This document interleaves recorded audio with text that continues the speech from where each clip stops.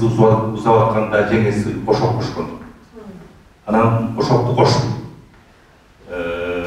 аябай тимире образга кирип бүткөндөн кийин Италияны аябай келип кызыгышып, костюмдарды кармалап, кыздар бүткүсүн кармалап, комузун кармалап көргөнөн бир таң калганыбыз эми үчүн ыйлап атат дейт.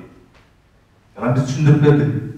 Биздин кыздар деген арыктуулук, биздин кыздар барактуулук, көлөккө жерге багабыз, көпүлүнө мончок тагабыз, жакшынакай тарбия беребиз.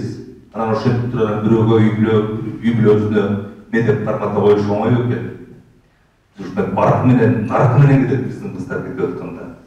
Ал ыйлаган себеби ушу кайра кайтып келбей, ушу боюнча кутукташып калдым деген бир жакшынакай. Өзү итальянкалар 30га чейин чыкпайт экен турмушка.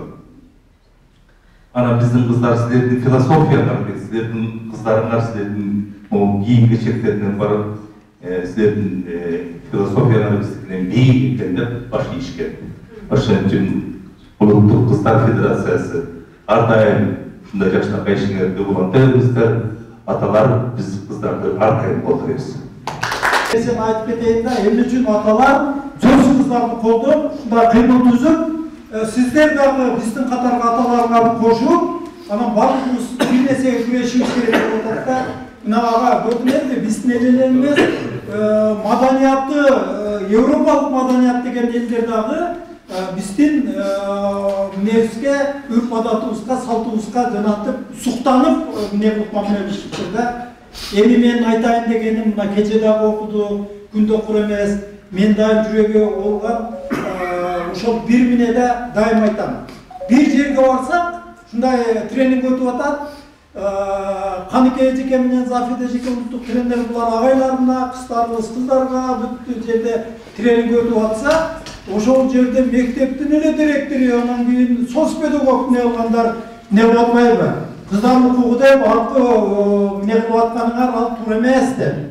Силер Европаныкын, анан биздин Кыргыз дегенде каада салттуу, нарктуу, барктуу элдин несибиз. Бизге булардын көп деле айтып нерштин кереги жок дейт.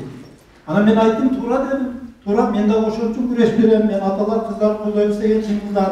Жакшы. Анда эмесе барктуу, кадыр нарктуу эл, эмнеде кеминде бир ата өзүнүн 2 кызын, 12, анан 9 жашар кызын аял кылып алса, пактада согулукта бирөө төрөтсө, дагы бир адам монтуп, азыр аталар мурда башка бирөөлөр же болбосо эмне кылса өтө согуш чыгып, аябай катуу коргогон. Туура айтасыңар. Ошондой биз калп болгонбуз. Эми болсо өзүнүн аталык кол салып алса, анан кийин балдарды көчөгө чыгарбай, мына базар болгондо көбүнө эмне кылды?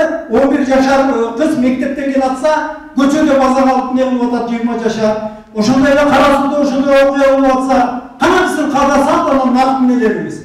Ошон үчүн мына аталар биз шунун бардыгын көтөрүп, биздин тарыхыбызга кайрылып, анан Кыргызда мындай жорук болгон эмес дегенди айтып туруп, анан бардыгын кылышыбыз керек да. Уят иштер көбөйүп кетти биздин небизде. Мен муну эң акыркысын айтып атам да, баягы кошунасы кол салган, эмнеси кол салган, башкасын айтпай атам. Ошондой эле түптө жанагы эмне деп атат? Жанагы эмнеде Том районунда 13 жашар кызды бир эмес 1, 2, 3 кишиден кол көтүп 13 жашында. Анан бир аксакалы чыгып айтып атат.